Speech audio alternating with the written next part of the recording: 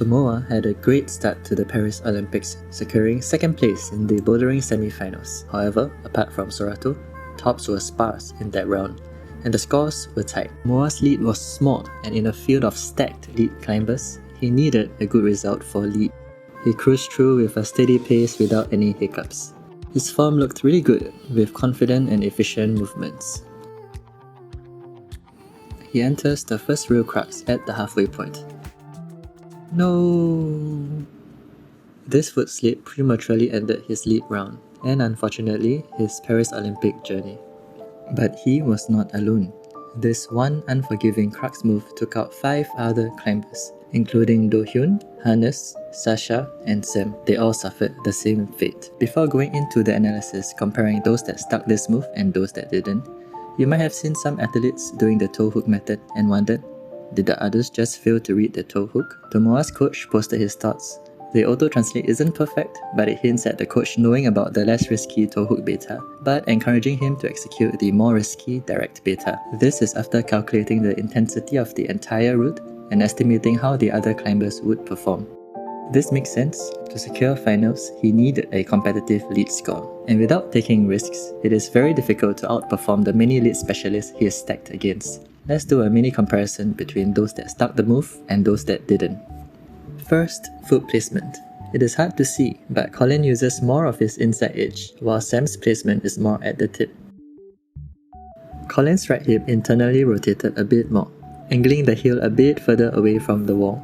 And generally, throughout the move, Colin's leg was more extended. I think, instead of pulling hard with his toe, which makes it more prone to slip, he does a small hip flick and finishes the move with pulling with his arms instead. You might have the question, they seem to be moving hastily.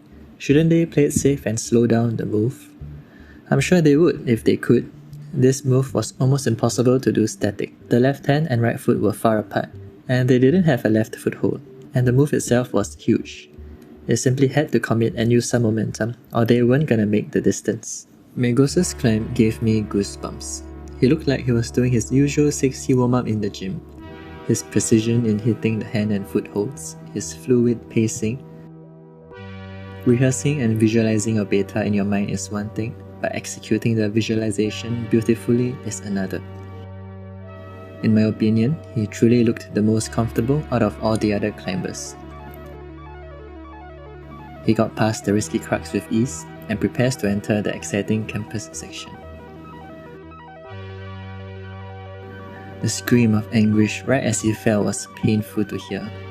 I think he knew he climbed well, gave it his all, but at the same time had so much more to give. Interesting fact, Lucas slipped the exact same way, a chain reaction of a left foot pop followed by a left hand pop. 8 climbers eliminated from the Olympics from a foot slip.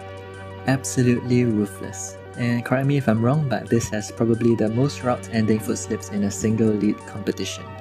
What do you guys think? Did the setters overcook the risk factor of the early section? How was the experience for you as a viewer? I am gonna be making more videos on the Olympics. Like and subscribe if you wanna see more. Bye bye.